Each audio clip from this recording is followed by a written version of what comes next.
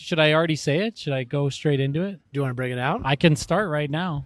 Yeah, you're being asked. Point Okay, blank. my name's Adam Browse. I'm Scott Maupin. We're outside today for the first time. Dolores Park is all around us.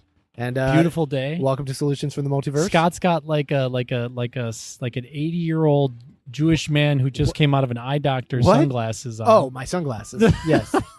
My sunglasses have to be large enough to fit over my regular glasses, which are already large. So it's a thing. And we have a solution. The solution for today is called Bottom Out Bailouts. Bottom Out Bailouts? Bottom Out Bailouts. What? I don't even know what this could possibly mean. It's a brand new thing. Well, you know what a bailout is, right? Yes. Like something goes off the rails, something goes wrong. Banks fail, blah, blah, blah. Hurricanes, pandemics. Your boat starts filling with water. You got to bail it out. Okay. Yeah. So then what? So what's bottom up bailouts? Yeah. It's actually a good way to bail a boat. You want to bail from the bottom. Well, I guess if the water's really high, you better take it from the top. But you have to explain. We have someone here.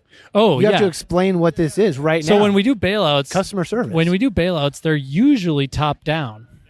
Right? That's the default way, right? 2008, you said it. 2008, Obama was like, let's cut checks to like Goldman Sachs and like Citibank and Chase Bank. Like, let's give trillions of dollars to these huge, super wealthy banks who then turned around and gave like bonuses to their executives, right? I mean, this is all known. I'm not making this up. Good job getting those in bailouts. a way, you can't make it up because it's so bad. It's like so dumb.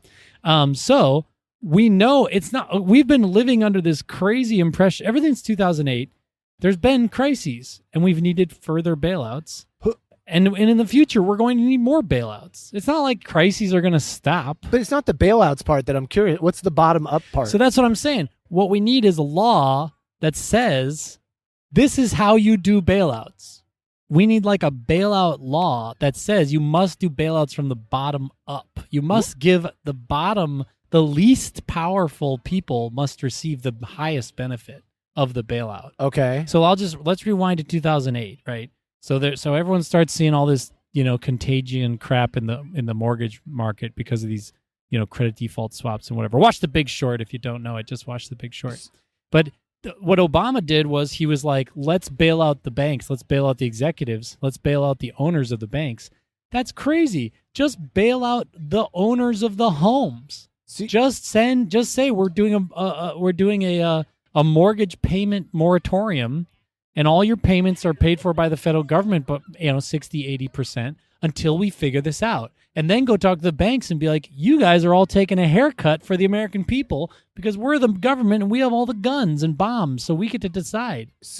So let me see if I understand. So instead of giving a large chunk of money to like the top people and saying, give this out to the lower people, please, which then they don't do it. Lots more smaller chunks to the bottom tier, right, and have that money funnel up. Exactly. Okay, but Bottom all bailouts. The rich people who were going to get all that money are going to be against this, right? Yeah, but it doesn't matter. There's very few of them. There's many of us.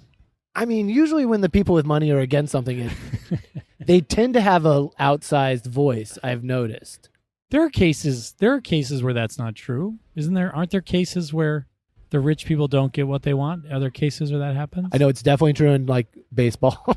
In baseball. Well, that's a good start. People buy championships. Because what happens in America happens in baseball. So I think there are risks to those institutions, but you know what? If everybody is getting their mortgage paid by the federal government, everything's fine, right? That from a contagion sort of perspective. Also, what you really just need to do is buy time to set up a more concrete sort of, fix.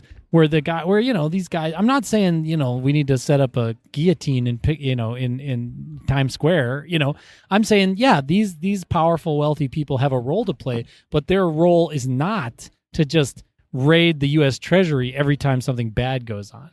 Their job is to actually have responsibility and, more knowledge than the rest of us about how these things work. And then we as the public have to deputize them to actually solve problems when there is a crisis. But that doesn't mean they just get a big blank check every time there's a hurricane or something or a pandemic or whatever.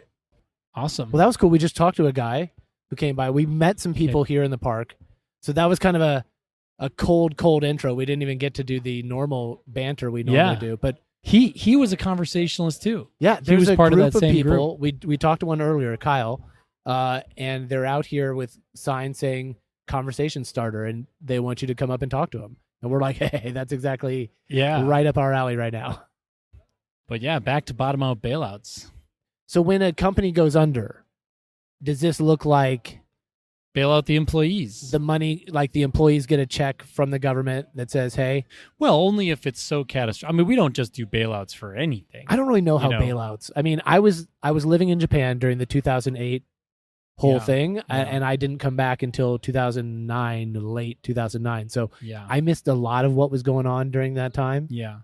But we do bailouts for like catastrophic events, like things that are going to like seize up the mechanisms of the economy so dangerously that it would actually be far less costly to just, give a bunch of money from the public coffers to prevent it from happening than to let it happen. So like in the 2008 crisis, there was such a risk to the financial institutions because it was self-inflicted, those idiots. They created credit default swaps and then they didn't do enough due diligence and they bought all this garbage, junk derivatives. And then once it started falling apart, everyone was just racing. And if we hadn't bailed them out, maybe, I don't know, 5 or 6 major banks would have failed, which sounds like, well, screw them, they're rich anyways. But actually there are problems with that because then you have this cascading effect where the banks failing actually causes normal people like you and me to lose our houses or lose our Thank you so jobs much or for whatever. including me in the normal people. Yeah. Normal people. I very rarely get included into that group of, normal people like Scott. I mean economically normal, Scott. Oh, okay. I don't mean like thank you personality-wise. Appreciate it. Hey, I'll take any accusation of normal I can get. I'll take it. Man, here's the problem. I'm distracted out here by how beautiful the day is. Yeah. And it's just gorgeous scenery. I'm looking out. I don't want to paint the scene with words, Scott. I was like, paint a picture. I don't want to detract from the bottom out bailouts, but I'm looking over at San Francisco from Dolores Park, and we see the Transamerica Pyramid. Yep. I see Salesforce Tower over there. Mission Dolores itself, Mission Dolores High School. Okay. Yeah. And palm trees, a completely beautiful blue sky, a little bit of clouds in the distance. Some beautiful electric cargo bikes. I mean, it's a 10 out of 10 day. There's we fantastic couldn't have picked a better electric day for this. cargo bikes. Yeah, this is amazing. This is great. This is like peak San Francisco. Like it's like 70.5 degrees. Like it's not that warm, but it's in the sun. It's warm. In the shade, it's cool. I chose to wear a long sleeve black shirt for unexplainable reasons. You look like an incel, Scott. You look. Thank you very much. Appreciate it. You fit right in San Francisco. What? My long sleeve black, my long black thermal out in the middle of September with giant headphones, giant sunglasses, and a giant microphone walking around. I'm raising alarm bells. Is that what you're telling me? No, not in a dangerous way. Just like in a Have you met my human red flag friend here? You like the indoors better than the outdoors. That's clearly true. I will not deny that ever. So you know why I came up with the bottom out bailouts? Why is that? Because of the scene that we're looking at. We are directly looking at downtown San Francisco. Okay. And right now there is a news story circulating around, which is the idea of a doom loop. Have you heard this? Doom loop? Doom loop. That No. San Francisco, the downtown San Francisco, and many downtowns are in a doom loop. And the doom loop came from the COVID. Basically, COVID made it so everyone went and did work from home. Right. Which would have been fine if it was temporary. But now people have like these permanent flex schedules where they're working in the office only 2 days a week. Right. Which means the downtowns of cities who have for 50 years have invested enormous amounts of money in commercial real estate. Yeah. All those mortgages on that commercial real estate is not good anymore. Am I allowed to say yay for that? Well, I don't like office spaces. I like working from home. I know. Oh, me too. I mean, yes. Yes. But the problem is there will probably be a bailout. This is exactly like 2008. Probably not as much contagion. Like it probably won't influence the rest of the economy as deeply as like a housing crisis, like a mortgage crisis. Right. But a commercial real estate debt crisis is like, I don't know, maybe 2 to 5 times less severe, but it's still a big deal.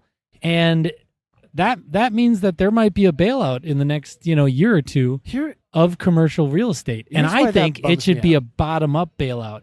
It shouldn't go to the billionaires and 100 millionaires who own, these giant commercial real estate, who made bad decisions to build all this downtown office buildings. They shouldn't get the bailout. Well, I was going to say, this is what I fear that happening in that the version of that, what it would look like is they would give a lot of money to the corporation owners, and the corporation owners would then use that money to try to incentivize people to come back into the office spaces against their will. That's really the nightmare scenario. Instead of using that money to reimagine those spaces, or reimagine their businesses, or reimagine what you could do, and be like, oh, people want to stay at home with their cats and their like comfort and stuff, and they don't want to be in traffic, and then in the office, and then in lines at lunches, and then back in traffic, and then back at home by dark. Like, they don't want to do that. It's horrible.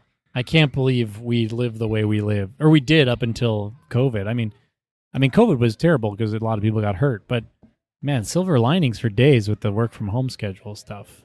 Yeah, I mean, it showed that a lot of businesses, you don't have to be sitting next to the other people that are doing it with just you. Inhaling their farts. You like don't on have to be hourly, right, or just listening to whatever, yeah, or getting annoyed. I don't even have annoyances with my coworkers right now because I don't see them enough. You know what I mean? You just appreciate they can't get on my nerves. Because they're just doing work for you. Like when you ask for something, in a few days they give it back to you. You're like, this is amazing. I'm like, hey, it's nice to see you. Yeah, it's actually, you used to say, it's actually nice to see you, instead of just, hi, do you know good how to see you. Crappy this sounds to people who like hate their jobs right now? They're just like, please. Well, push for work from home. If you can. Work from home's great, and the more people should do it, the merrier. And obviously, my heart and my political support absolutely goes out to the workers who really have to be in the places they are. If you deliver food, or you clean toilets, or you go into a factory, I think those people should be paid a premium. The fact that they have to go do that. Everyone should be getting free commute, money for their commute. They should get paid while they're commuting.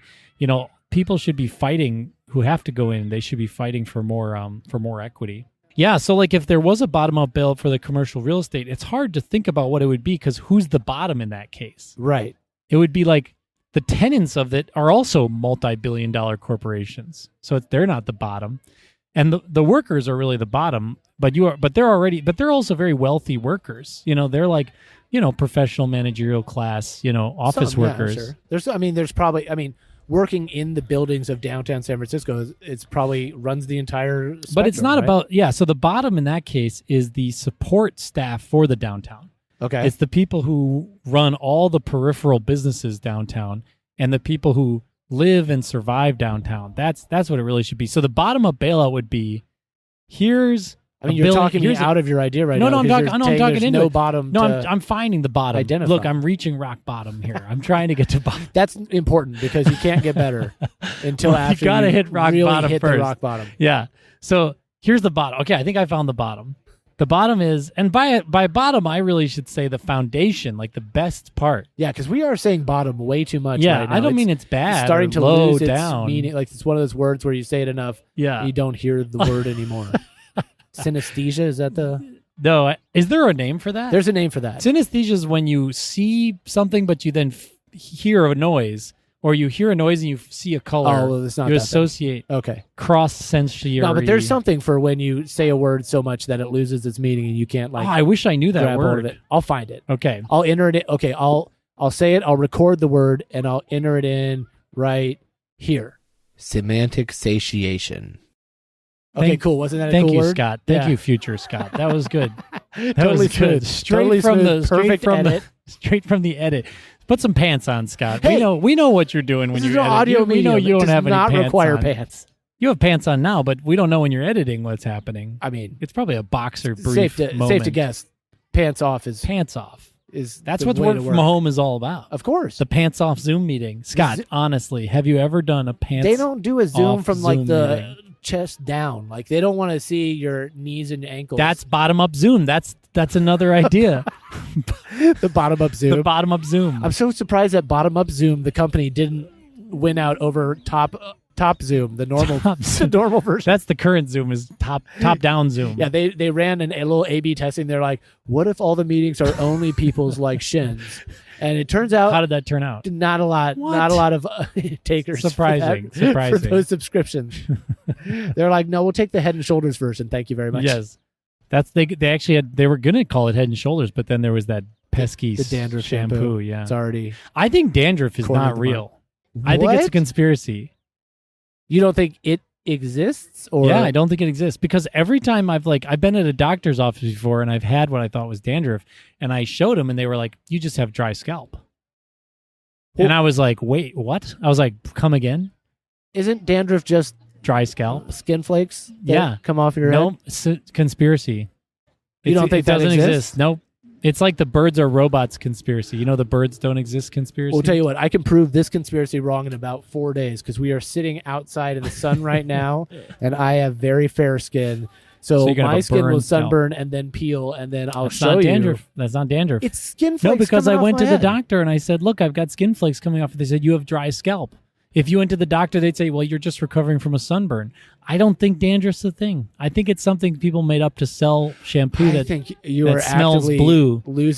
You are losing us credibility right now. Damn it. Because dandruff is like a well-established... Okay, let me return. You're now the conspiracy guy. I know, I'm conspiracy. You're the crazy dandruff man. I saw a documentary. about documentary about no dandruff. Yep, and because we don't have the worst, because we don't have peer-reviewed documentaries, I can't know if it was true or not. I have no idea. Well, I think here's a peer review. Here's a peer review from your peer at this podcast. Okay, review this. Yo, spend your time doing something better than watching dandruff documentaries, and then you won't run into this problem. Well, anyways, okay. Here's what I think the bottom of the downtown is. The bottom of the downtown is the downtown itself, which means the bailout should be how many billions of dollars go for the bailout should just go directly into the downtown. Okay. So like community organizations, like you go in and you say, hey, developers, okay, grants for downtown. There's now $1 billion for grants for downtown. And the grants have to be economic resilience building. Because that's the problem with the downtown is that they didn't build for resilience. They built for capitalist precarity, right? Right. They built it for sort of capitalist efficiency precarity. That's what capitalism tells you to do, I right? know, Plan for infinite growth. Right. And then no problems and infinite growth. Be shocked growth. when that thing that's impossible... When there is a crisis, get the government to bail you out, right? That's what you do. Plan for perfection, and when there's a crisis, get the government to fix it. Yep. So instead, we reverse that. We say, hey, bottom out bailouts. If there's a commercial real estate crisis and they want bailouts, we call on Biden. We can talk to him in our next meeting. Okay. We call on Biden to instead create federal grants for economic resiliency in the downtowns of cities. Bottom up bailouts. So San Francisco, we kind of did it for COVID. With the stimmies, right? The stimulus. Yes. Check. That was a bottom up bailout. Which other countries were like, we'll do this every so often, multiple times. And the U.S., I think it happened once or maybe twice. Just over the 3-year period or something. We also had a bottom-up bailout in a way, but then it ended. I think it should have just been permanent, which is the child tax credit. But that should just be ongoing. I mean, people should just have money if they have children, so that children are well taken care of. Right. It seems like incentivizing families is a healthier structure than incentivizing CEOs, but I don't know. What do I know? I'm not a CEO. I'm a member of a family. Don't you understand? I'm incredibly biased. You're not supported by one of the CEOs of America? You got to go pick up I'm working on it. I'm writing letters. I'm tweeting all the CEOs and asking if they want to adopt me. Yeah, I'm already one of the adoptees. I got adopted. Dear Daddy Bezos. Chris Worth. Worth, CEO of Chevron. We got to remember. Oh, right. Chris Worth. We'd let that guy get away. We always let his name just pass away, just slide away. Well, he adopted me now, which is what CEOs do. They adopt people. And if you didn't know this, you got to get on this. CEOs adopt people? Most CEO and billionaires too. They each adopt like 2 million people. Well, it's because of the child tax credit. The whole. It's the child tax credit is making CEO. They're like they want to get that tax credit. I'm going to adopt 2,000 people. Here we are, Nike, the corporation. We need to adopt some adults now so that we can get our tax credit. Man, park people. I'm discovering park people are just very different from me. In a lot of I don't my vibe. They have a tan. I don't see my vibe represented a lot here. Again, growth mindset, Scott. You gotta have a growth mindset. You can have it. You can have a tan too. Well, let's not live in fantasy land. Come on. All right, Lord of the Rings. Yeah. Should I be a big bummer on this sunny day? Why? Man, there is definitely going to be another pandemic, almost for certain. Today? And it'll probably be way worse than COVID too. Are you promising or are you threatening? What do you? Well, because I read the other day and I was watching on YouTube and I read and then I verified it actually. The technology that it takes to make a virus used to be like millions of dollars, and you needed like grad students and like PhDs in biology offices to be working like all the time. Yeah. But actually now, because of like just the advancement of biological technology, now anyone with like $1,000 can just like have the equipment they need to build a custom virus. Well, thankfully the economy is so terrible that a lot of people have $1,000. No one has $1,000. But when it rebounds, oh boy, we're in trouble. Yeah. So there's probably like it's likely that right now as we speak, multiple people are like playing around with like an Ebola virus and seeing if they can't get it to like be a little people being weaker. So irresponsible. Well, because that's the thing. You actually don't have to be that smart anymore because the technology is so advanced. You can just be like, I learned a little bit about biology. I'm curious about synthetic viruses. No. You can learn about it in like one textbook. You can just buy it. You can just learn it. If it only costs $1,000 to develop a virus, then develop the big muscles, handsome face virus and start infecting me with that. What are we doing? Why are we Ebola, the one that makes you bleed out of your eyes and your ears? I think the reason why is because there's people who want to shrink the population. Like you mean like Rick Moranis? Wait, who's that? Rick Moranis, he shrunk his kids. Famously. Oh, yeah, that's true. Oh, you're not talking about that. You're talking about shrink, like make people small. Well, that would have the same effect, but no, I mean, there's groups of people who want to actually shrink the population of the Earth. Is that a thing? Oh, yeah. There's two groups. There's two groups. Ebola to make the world. They think they want to release Ebola to make the world better. There's two groups that want to do this. One is people who are very concerned with the climate. Okay. So super like people who are ecologically really like this. They really see human beings. I don't believe in this. I'm a humanist, environmentalist. So I believe that humans are great and the environment's great, and we need them both to flourish together. Okay. But there are environmentalists out there who are anti-humanists. You know, they really think human beings are kind of like a scourge. It's a very sad perspective because human beings are great, as evinced by the amazing flourishing of humans around us at the park. But that's one group. The other group is like really dark death cult billionaires and millionaires who really think like, well, I can insulate myself and my friends and family from any kind of bad pandemic. And if like 2 billion people died, that would actually be like better because I could like buy more land and stuff. Like they have a really bad...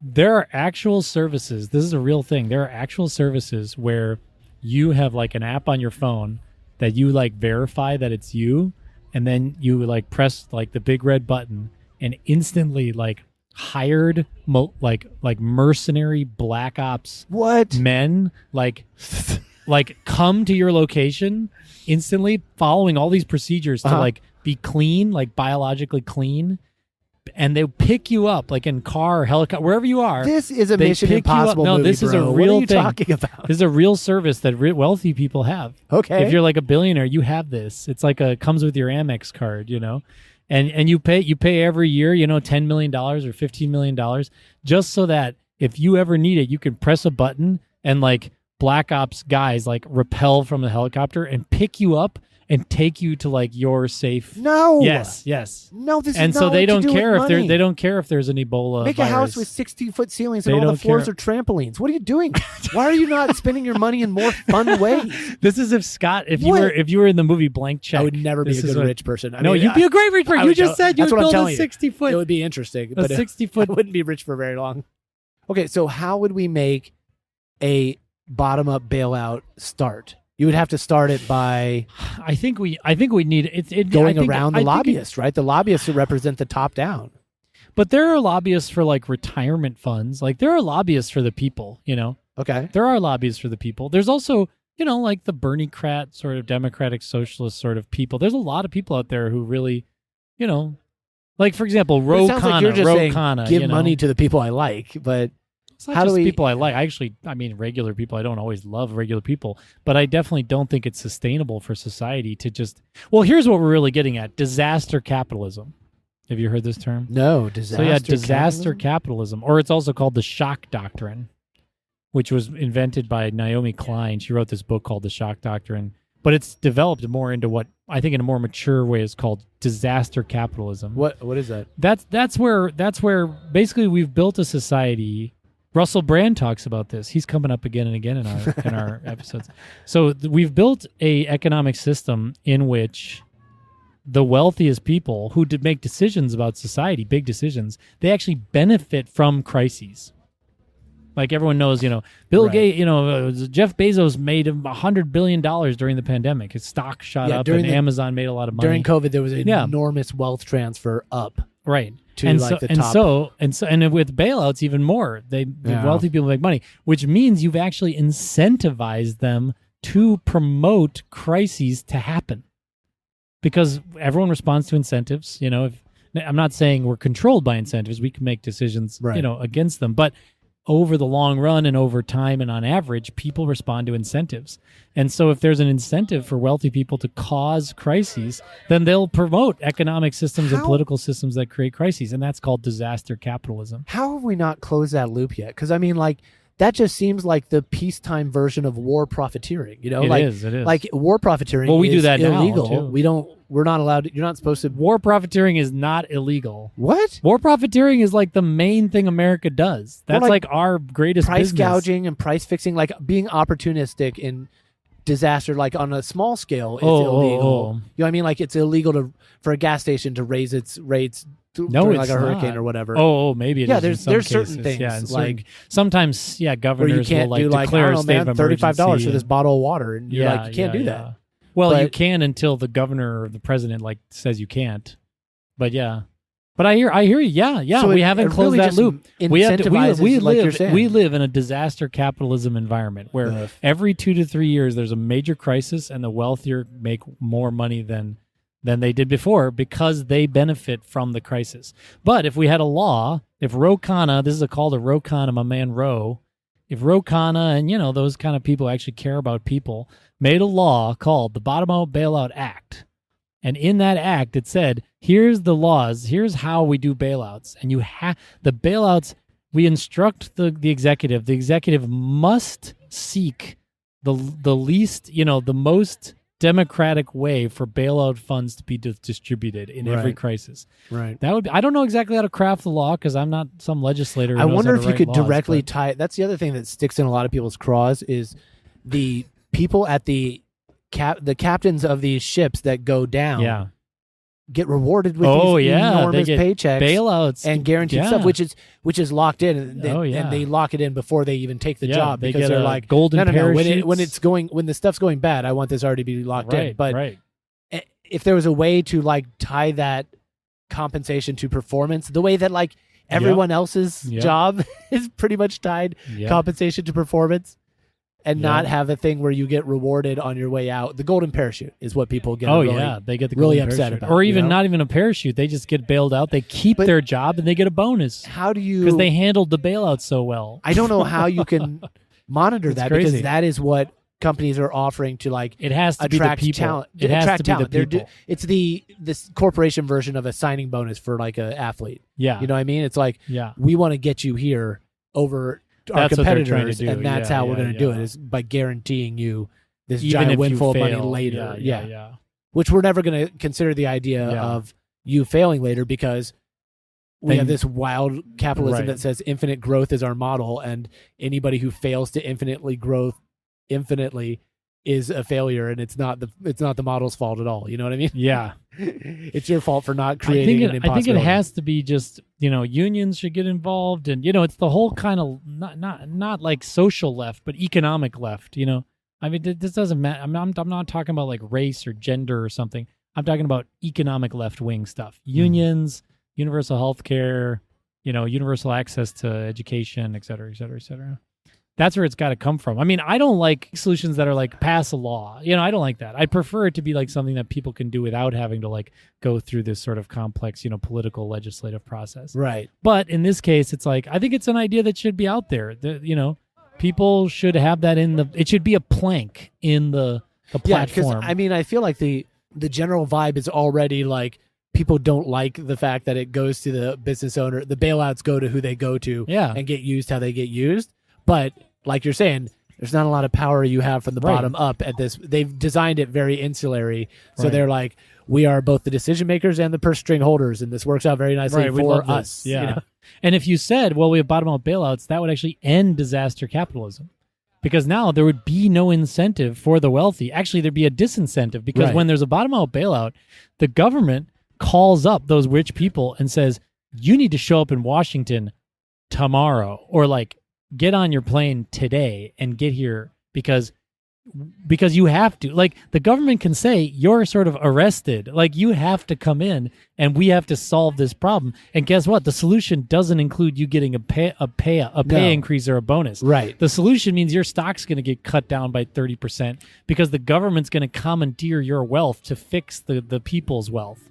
And so the rich are going to be like, oh my God, we need to build more resilient economic systems and ecological systems so that we don't have any more crises, right? We need to make it so that it burns the rich whenever there's a crisis. The rich need to feel the brunt of crises more than the rest of us. Because then they'll make choices to avoid crises. Right, exactly. Because if you do something that makes you more wealthy every time, you're gonna keep doing it. Yeah, and every time there's a crisis, people who could have avoided it over the past few years just go, "Oh shucks." Yeah. Oh shucks. Oh, that was. Oh well. That would have been. I feel really bad for you as my bottom line goes up drastically. Right. Oh shucks. Like pandemic preparedness. Has there been more money now put into pandemic preparedness? When you say haven't heard definitely anything, I haven't read anything. I'm like, well, we've certainly learned very few. I don't think we've learned anything. To the wrong lessons from the last one, and it seems like, if anything, the thing that's going to break first is the goodwill that was in place, where people actually tried to kind of like help each other for a little while, and then everybody was like, oh, it's everybody for themselves. Okay, cool. And I don't think we'll even get that grace period of people helping each other at the next one. It's going to be dug in from day one. We've already kind of wrecked our initial our immune response, our natural societal immune response to a pandemic. We've already sort of weakened that by having one and performing pretty poorly in this country, at least, on it. Yeah. Cool. Well, everyone. Bottom up winter. That's what we call it in Game of Thrones. Bottom up winter. Winter is coming. Love to leave people with a feeling of depression and dread. It's like we've watched Oppenheimer all over again. You're leaving the theater. Just get ready to just bend over and kiss your ass goodbye. Yeah. Because things are gonna. Yeah. There's. I mean, even if you're not like a doom and gloomer, which I'm generally optimistic about the world, generally, but I'm just saying, if there will be more crises. You're like, there will be more. It's going to be bad, and it's going to come, and we're not going to be ready for it. And good luck, everybody. Yeah, exactly. It seems like such a counter message on this beautiful day. Well, at the same time, a lot of good things are happening too. Every day there's scientific discoveries. There's people over there selling bacon-wrapped hot dogs. You can't tell me there are no good things in this world. I see them with my eyes. There are good things. That's the world we live in. There are good things happening, and there are the risks of bad things happening. Yeah. When the pandemic was happening, a lot of things happened that were good too. People got married, people had kids, people started businesses, when the stock market's going down, that just means that 49% of it's going up and 51% of it's going down. It doesn't really, it's not like the whole world is going to hell in a handbasket. But I think in this limited respect, we should be honest with ourselves. We live in a disaster capitalist system where the wealthy are incentivized to create greater disasters. If we cut that off, the wealthy would be incentivized to build economic and ecological and, epidemic, or what's it called? Epidemiological resilience. And if like you're saying, if the bailouts don't come to them to pay for their mistakes, if they go to their people workers and that their got consumers impacted by their mistakes, then it gives them yet another pause to go, maybe we can avoid the things that we should avoid. We should avoid those things if we can. Right. So that's the idea of bottom out bailouts. Get in there. Call your senator. Call your congressman. Start at the bottom. I'm sorry to say that because I hate that. I don't like that to be the solution. But in this case, I think that is. I can't think of how you'd do it otherwise. It's not you need legislation locally. For this. Yeah. Great experiment, Adam. This is a great idea. I'm a little inside boy, and I was hesitant, but you got us out here, and I'm so happy. We got to do this every time. This is gorgeous. Yeah. I got some tape of us walking around talking to people ahead of time. I'm not sure where I'll put that. Maybe at the beginning, maybe at the end. Yeah. But or maybe it's a whole episode. That was a nice conversation. Maybe with so. Kyle. Yeah. Mini episode. Could be good. That'd be fun. Well, thanks everybody for listening, tuning in. Thanks for joining us. And tell a friend, rate us, subscribe. That's right. Let's make this into a real thing. If we can get 1,000 subscribers, that's our goal. If we can get 1,000 subscribers, that turns us into like a real thing. That really makes us sustainable. That's the next hurdle to get to. Join the Solutions Club and maybe we'll make a Discord. Should we make a Discord? I am not technical. I will leave that type of stuff to you. It takes 10 seconds. It's so easy. But if there's an interest in a Discord, I think we'll make it and put it in the link. That'd be fun. Yeah. Put it in the episode link. Well, thank you everyone for joining us, for spending your ear time with us. We appreciate it as always. And we'll see you again next week. Keep it climatey. Keep it climatey. All right. Thanks, everybody. Bye. Bye.